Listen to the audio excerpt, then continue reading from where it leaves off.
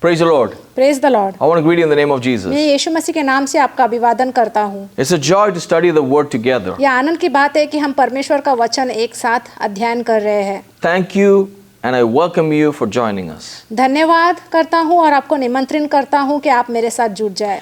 Today we're going to study about the significance of communion service. और आज हम प्रभु भोजन का महत्वपूर्ण के बारे में पढ़ेंगे। Last study was about Jesus instituting the Last Supper. और पिछले हफ्ते हमने पढ़ा था कि यीशु मसीह ने अंतिम भोज को कैसी स्थापना की। We saw how Jesus talked about his body and blood. और यीशु मसीह ने कैसे उनका देह और लहू के बारे में बताया। We saw how Jesus told them to remember what he's going to do for them. और हमने ये भी देखा कि कैसे यीशु मसीह ने उन्हें कहा कि इस सब चीज़ों को याद करो। And we also saw there are only two ordinances in the church and communion is one of them. और हमने ये भी देखा कि कैसे कलेशिया में 2 अध्यादेश है जिसको मनाया जाता है। The church observes only 2 ordinances. और कलेशिया में 2 अध्यादेश मनाया जाता है। One is water baptism. एक है पानी का बपतिस्मा, Another one is communion service. दूसरा है प्रभु भोजन। So we are going to study and understand the significance of a communion service in our churches as a body of Christ. और आज हम प्रभु भोजन के बारे में पढ़ने वाले हैं कि वह कितना महत्वपूर्ण है कलेशिया में। Because today many churches teach many things using the same passage and about Jesus breaking the bread and distributing. बहुत से कलेशिया में ये सिखाया जाता है, इस वचन को लेकर प्रभु भोजन के बारे में सिखाया जाता है कि कैसे हमें रोटी को तोड़ना है और लहू और दाख रस हमें देना है। So I want to explain and help you understand what I see in the scripture is the foundation for communion service. और मैं ये बताना चाहता हूँ आपको कि मैं ये वचन को कैसे देखता हूँ और इसके बारे में मैं आपको समझाना चाहता हूँ। So like I said, many churches teach many things, taking the passage of Mark 14 verses 22 to 26. जैसे मैंने आपको कहा कि बहुत से कलेशिया में ये मरकुस का 14वां अध्याय में 22 से 24वां वचन है, अलग तरीके से सिखाते हैं।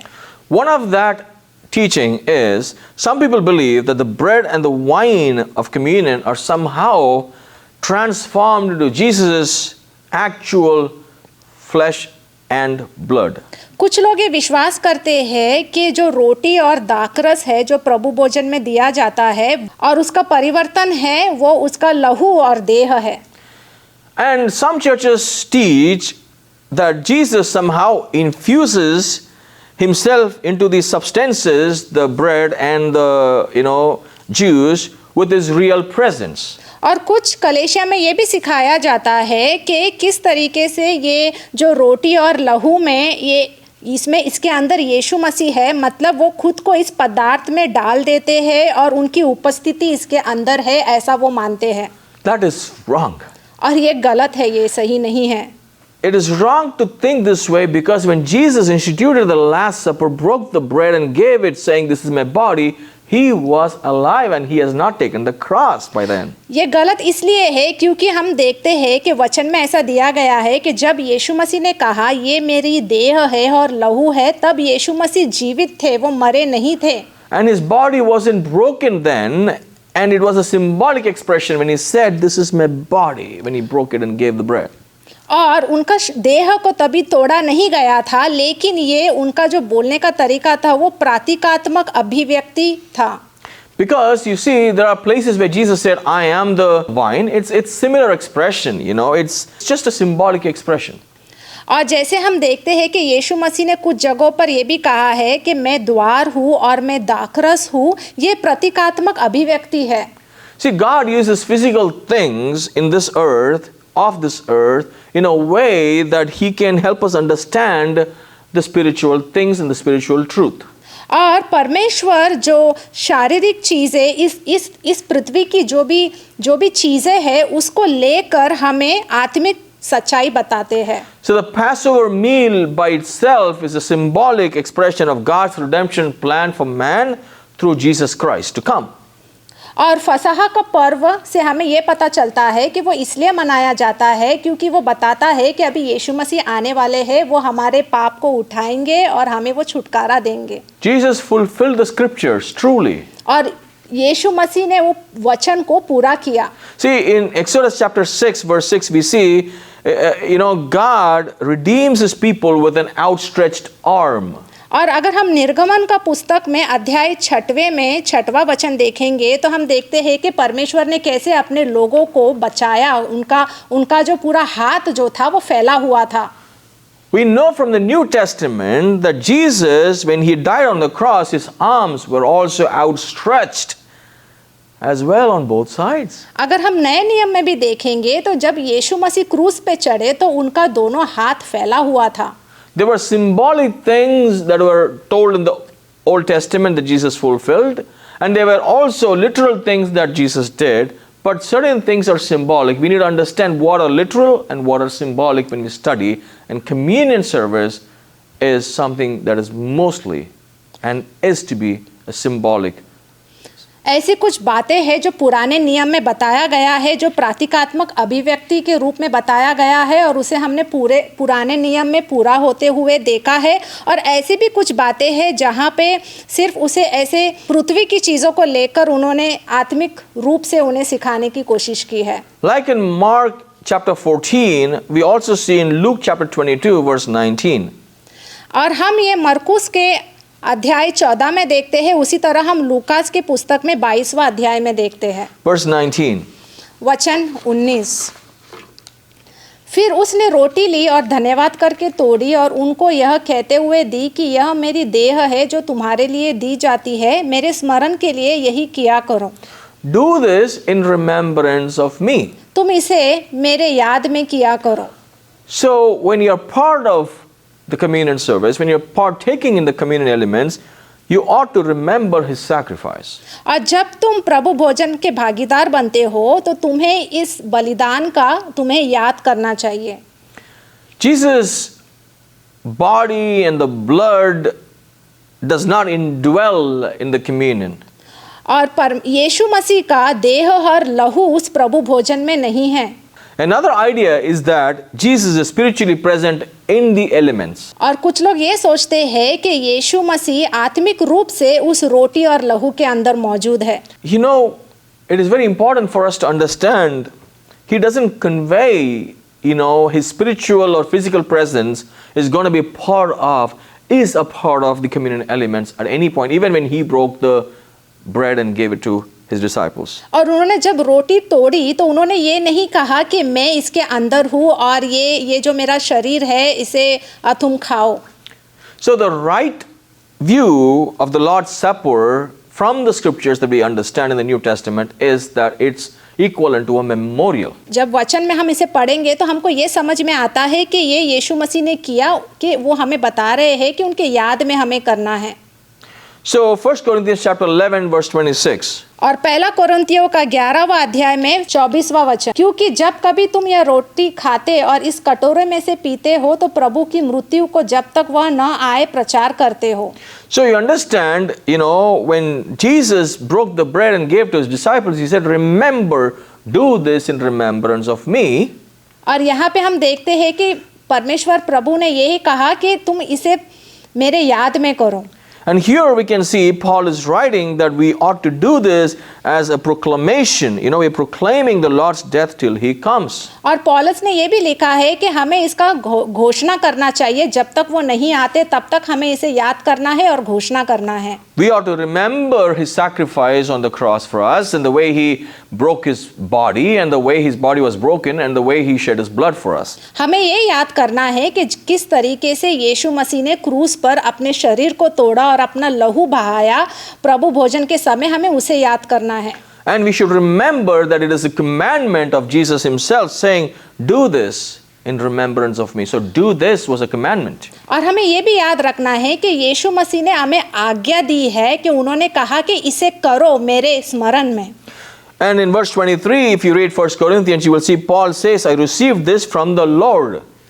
और वचन 23 में ये भी कहा है कि पौलुस कहते हैं कि ये मुझे परमेश्वर से ग्रहण हुआ है।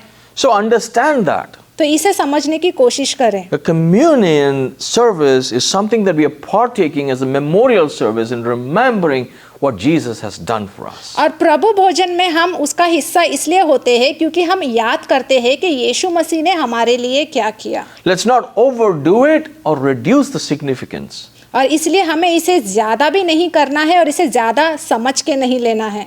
Understand that we are fulfilling the commandment of Jesus. बस ये समझने की कोशिश कीजिए कि हम परमेश्वर की आज्ञा का पालन कर रहे हैं। One thing you should do for sure is to remember the sacrifice of Jesus on the cross and be grateful, show gratitude. और एक चीज़ हमें याद रखना है, वो ये है कि हमें याद करना है, हमें याद रखना है कि यीशु मसीह ने हमारे लिए वो क्रूस पे चढ़े, हमारे पापों के लिए वो बलिदान दिए। And there are different names that people use. Let's see what they are when they talk about the communion service. और कुछ लोग अलग अलग नाम रखते हैं जब वो प्रभु भोजन में वो आते हैं। The first thing is the Lord's Supper. That's what they call it. कुछ लोग कहते हैं परमेश्वर का भोज। You know, we read that in 1 Corinthians chapter 11 verse 20. In fact, in the early church, they would have a meal or a supper when they meet and come together. और ये हम पहले कोरिन्थिया 11 में 20वां वचन में पढ़ सकते हैं। जब कलेशिया में ऐसा होता था कि सब लोग इकट्ठा होते थे और वो भोजन में भाग लेते थे। And when they eat the supper, and once that is done, at the end of the supper is when they take part in the communion. और भोजन के बाद वो लोग जो है प्रभु भोजन में भाग लेते थे। And because it was a big meal, and then it was right after the meal, from there they started calling the saying, the Lord's Supper began from there. और खाना खाने के बाद जब वो पूरा उनका पेट भर जाता था तो वो प्रभु भोजन वो रखते थे और वहाँ से इसकी शुरुआत हुई। So the second name that people call the communion service to be is the table of the Lord. और दूसरा है कि कुछ लोग कहते हैं इसे परमेश्वर का मेज। That's also not wrong. It's good. It's right. It's from the Bible. और ये भी गलत नहीं है, ये भी सही है। There is a tendency in Christians to say that it is to be said this way. If not, that's wrong. You know, you have to only say it the way my church calls it. No, it's not so. कुछ लोग ये कहते हैं कि मेरे कलेशिया में इसे इस नाम से बोला जाता है तो इसे यही नाम से बुलाना चाहिए। ऐसा नहीं है। यहाँ पे हम देख रहे हैं कि अलग अलग नाम से प्रभु भोजन को नाम दिया गया है। Another name, another way they call it is the breaking of the bread, or you know, breaking bread और ceremony. कुछ लोग ये भी कहते हैं कि रोटी का तोड़ना। And some places the Bible does, you know, mention it as giving thanks. So some churches call it Eucharist. और कुछ कलेशिया में इसे यूकरिस्ट करके कहा जाता है जिसका मतलब है धन्यवाद देना। In Luke chapter 22 verses 17 to 19 we can see that it is about giving thanks. You know, Jesus broke the bread and he gave thanks. So it is giving thanks to God for Jesus too. और लूका के पुस्तक में हम इसके बारे में देख सकते हैं कि 22वां अध्याय में 17 से 19 में यहाँ पे लिखा गया है कि हमें धन्यवाद करना चाहिए। So calling it Eucharist is not wrong too. तो अगर इसे हम यूकरिस्ट करके बुलाए तो वो भी गलत नहीं है। Another one is eulogia. और एक शब्द है जिसका नाम है उलोगिया। And we can see that in 1 Corinthians chapter 10 verse 16. It means a blessing. और इसके बारे में हम पहले कोरिन्थियों 10वां अध्याय में 16वां वचन में पढ़ सकते हैं जिसका मतलब है आशीर्वाद। Communion service is a blessing too, so you can call it eulogia as well. और प्रभु भोजन एक आशीर्वाद है हमारे लिए, इसलिए हम इसे यूलोगिया करके भी पुकार सकते हैं। And the best and the most commonly used, and we all use and I use it, is communion. और बहुत से कलेशिया में इसका इस्तेमाल किया जाता है जिसको हम बोलते हैं प्रभु भोजन। So why do we follow and practice the communion even today? तो आज भी हम प्रभु भोजन को क्यों हम मनाते हैं? Why should we? और हमें ये क्यों करना चाहिए? There are biblical reasons for it. और ये बाइबल के अनुसार इसका एक कारण भी है। Luke chapter 22 verses 19 and 20, like we studied just now. जैसे कि लूका का अध्याय 22वां अध्याय में 17 से 19 में हमने अभी पढ़ा। It is a commandment. ये एक आज्ञा है। Do this in remembrance of me, said Jesus. यीशु मसीह ने कहा ये मेरे याद के लिए तुम करो। Do it. इसलिए करो। So it's a commandment from Jesus. और ये परमेश्वर का आज्ञा है। And it is also possible for us to forget constantly because we are human beings. We always forget about what God has done.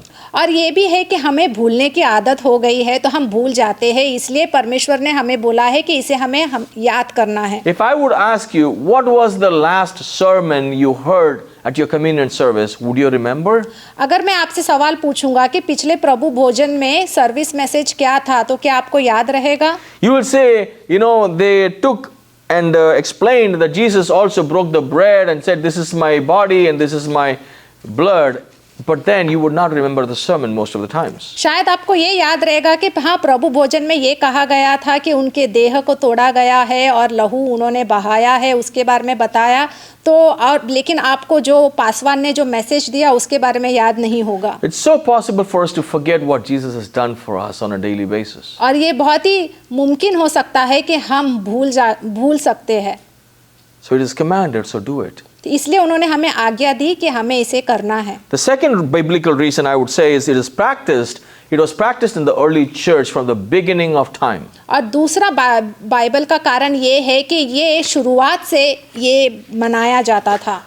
We can read that in Acts chapter 2 verses 42 to 46. और इसके बारे में हम प्रेरितों का कार्य दूसरा अध्याय 42 से 46 तक पढ़ सकते हैं। So you could see that they met every day as the church was growing. People met in houses and they broke the bread, they prayed together, they studied the Bible. So breaking of the bread was part of the early church. और शुरुआत के कलेशिया में ये लोग मिलते थे और वहाँ पे वो रोटी को तोड़ते थे, वो लोग एक इकट्ठा होकर भोजन करते थे और वो लोग वहाँ पे बाइबल का वचन पढ़ते थे। And they were praying.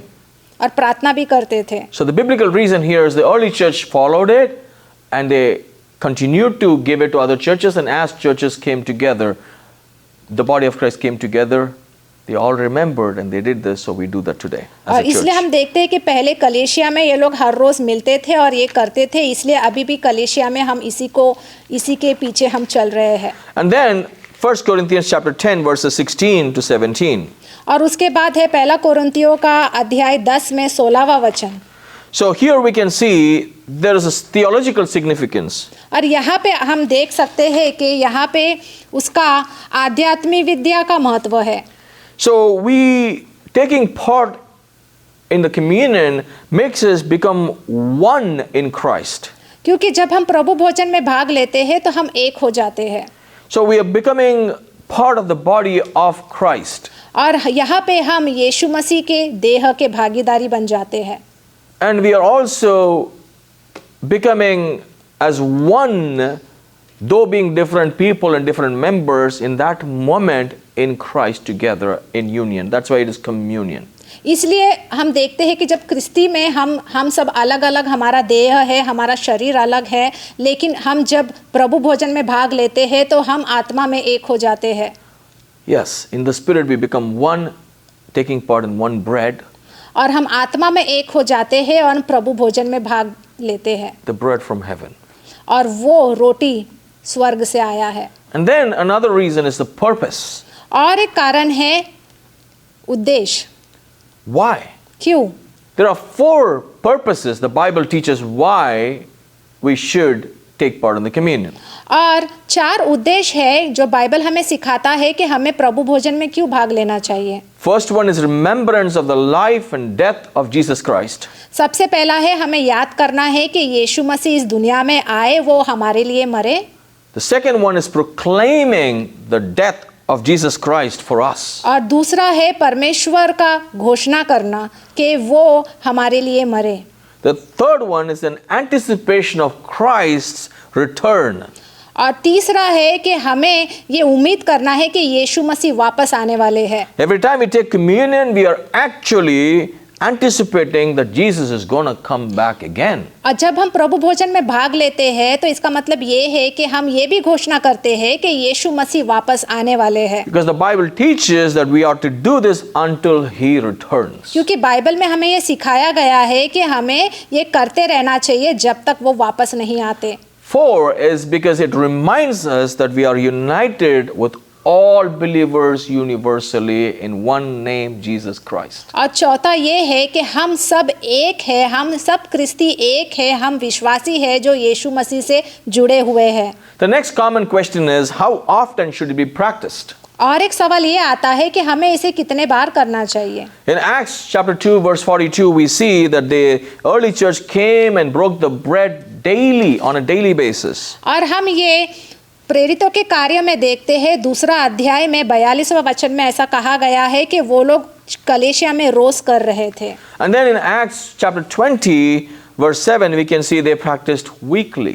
और हम प्रेरितों के कार्य 20वां अध्याय में 7वां वचन में देखते हैं कि वो प्रभु भोजन में भाग हर हफ्ते ले रहे थे। So there is no specific instruction on how frequent or how often we should take part in communion or we should have communion service in our churches. तो ऐसा यहाँ पे कोई आदेश नहीं दिया गया है कि हमें इसे कितने बार करना चाहिए। But what we are told is to remember Christ when we take part in the communion. लेकिन हमें ये ज़रूर कहा गया है बाइबल में कि हमें जब हम ये करते हैं, जब प्रभु भोजन में भाग लेते हैं तो यीशु मसीह को याद करना है। So as a local church, you're free to decide how frequent you want to meet for communion service, weekly, once, monthly, once, or daily. It's up to you. तो अगर कलेशिया में ये पूरा हमारे ऊपर निर्भर होता है कि हमें इसे कैसे करना चाहिए, हफ्ते में करना है या महीने में करना है या रोज करना है। The word is, as long as you do this, that's what Jesus said, remember me, do this in remembrance of me. और यहाँ पे यीशु मसीह ने ये शब्द का उपचार किया है, उन्होंने बोला है इसे तुम मेरे स्मरण में किया करो जब तक मैं वापस नहीं आता। When Jesus used the word this, it actually was in the Passover evening when he first time broke the bread. और जब उन्होंने कहा ये फसा हुआ दिन का अंतिम भोजन के समय में यीशु मसीह ने ये कहा। A Passover is practiced only once in a year. और ये फसह का जो पर्व है वो एक साल में हर साल एक बार मनाया जाता है। So we can understand at least minimum a church or a person should practice the communion or take part in the communion service once at least in a year. इसका मतलब ये है कि कलेशिया में साल में एक बार तो प्रभु भोजन होना चाहिए, Minimum. कम से कम है। So understand that we are remembering Jesus' sacrifice, not the sacrifice of the lamb in the Egyptian. Okay, I don't want to go there. So again, our communion service is not a Passover celebration. अब हमें ये भी याद करना है कि जो प्रभु भोजन का जो स्थापना यीशु मसीह ने किया है वो एक फंसा हुआ भोजन से जुड़ा हुआ नहीं है। It is Jesus' sacrifice. ये यीशु मसीह का बलिदान है। So the next question is, what manner when we take part in the communion?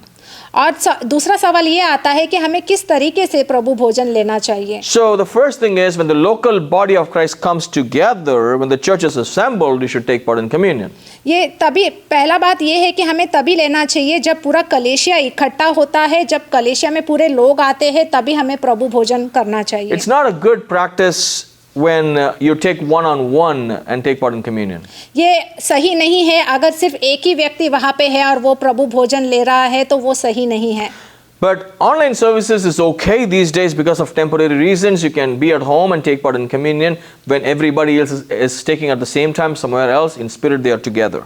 अगर ऑनलाइन सर्विस में प्रभु भोजन मनाया जा रहा है, अगर सब लोग अपने अपने घरों में हैं तो वो वैसा किया जा सकता है।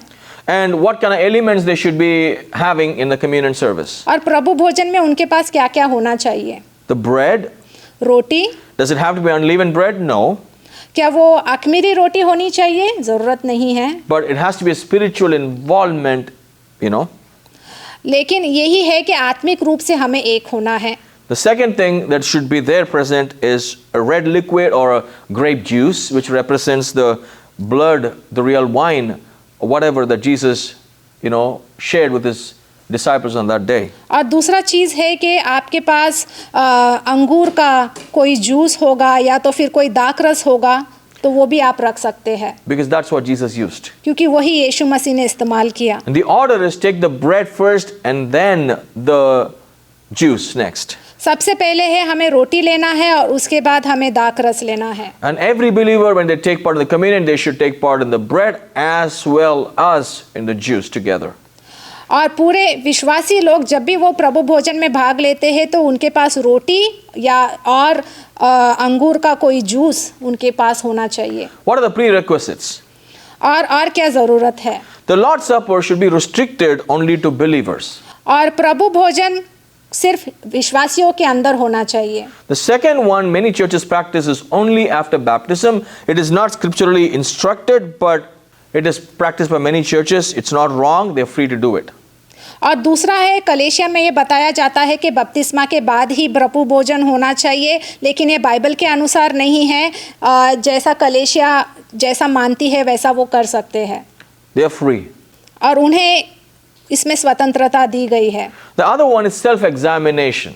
और तीसरा है अपने आप का जांच करना। This is very important. और ये बहुत ज़रूरी है। It's mentioned in the Bible. और ये बाइबल में भी कहा गया है। 1 Corinthians chapter 11 verses 27 and 28. पहला कोरिन्थियों का 11वां अध्याय में 27 से 28वां वचन। So the self-examination question should be in simple ways. Do I really believe and accept Jesus to be my Lord and Savior? और खुद का जांच करना, इसका मतलब ये है कि आपको ये सवाल पूछना है कि क्या सच में मैं यीशु मसीह के ऊपर विश्वास करता हूँ? Is there a real sense of honor and awe and respect and adoration to Jesus and what He's done for me on the cross? क्या मैं सच में यीशु मसीह का सम्मान और उनका भय मानता हूँ कि यीशु मसीह ने जो भी मेरे लिए किया है क्रूस पर? You have to understand you're standing in the presence of the Lord, so you should have reverence when you take part in the communion. और आपको ये समझना बहुत ज़रूरी है कि आप परमेश्वर की उपस्थिति में खड़े हो जब आप प्रभु भोजन लेते हो, इसलिए आपके अंदर वो आदर और सम्मान होना चाहिए। You can't take it in a jovial, light, fun manner. और आप इसे एकदम हंसमुख तरीके से या तो फिर एकदम मजाकिया तरीके से नहीं ले सकते। Don't take part in the Lord's Supper in an unworthy manner, says the Bible. और बाइबल में ये भी कहा है कि तुम अयोग्य रूप से परमेश्वर का प्रभु भोजन में भाग ना ले, Because God will discipline them if they do it. क्योंकि परमेश्वर उन्हें अनुशासित करेगा। A judgment of chastisement can come upon them, or they can become sick with illness or even die. और उनका न्याय भी हो सकता है अगर उन्होंने ऐसा किया, उनका अनुशासनात्मक सज़ा उन्हें मिलेगी, या तो फिर उन्हें कोई बीमारी होगी, या तो फिर वो मर भी सकते हैं। This is how much I know about communion service from the Bible. और इतना मुझे मालूम है प्रभु भोजन के बारे में जो बाइबल में बताया गया है। So I want to bring this forward to you. तो इसलिए मैं ये आपके पास लाना चाहता हूँ। You're free to take part in the communion if you're a believer. आप अगर विश्वासी है तो आप प्रभु भोजन में भाग ले सकते हो। Remember what the Lord has done for us. और ये याद रखो कि परमेश्वर ने हमारे लिए क्या किया है। That's what is important. और वो ही बहुत ही महत्वपूर्ण है। Blessings. आपको आशीर्वाद हो। May the Lord bless you and guide you. परमेश्वर आपको आशीर्वाद दे और आपको आगे बढ़ाए। Be part of a church. आप एक कलीसिया की भागीदारी बने। Like we see in Acts chapter 2 verses 42 to 46. जैसे कि हम प्रेरितों के कार्यों में देखते हैं। That's the true model of a church. और वही एक सही कलीसिया है। Prayer प्रार्थना and worship, आराधना fellowship, और संगति, studying of the Bible doctrines, परमेश्वर का वचन को सही तरीके से पढ़ना, and communion. और प्रभु भोजन। That's the true identification of a church. और वही एक सही कलीसिया है।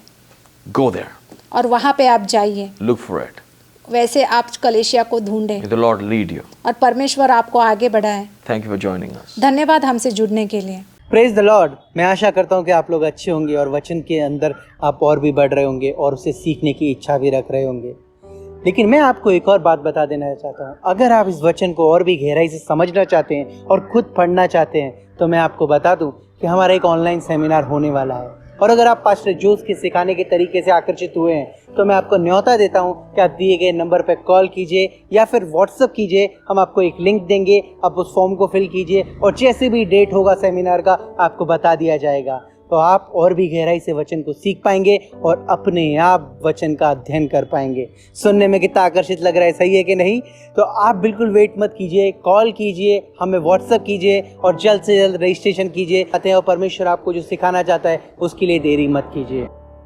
परमेश्वर का वचन कहता है, दो तो तुम्हें दिया जाएगा। आज मैं आशा करता हूं कि आप इस सेवकाई के द्वारा आशीषित हुए होंगे। अगर आप हमारी सेवकाई में किसी भी तरीके से मदद करना चाहते हैं तो इस दिए गए डिटेल पर आप अपनी मदद हमें भेज सकते हैं। शुक्रिया।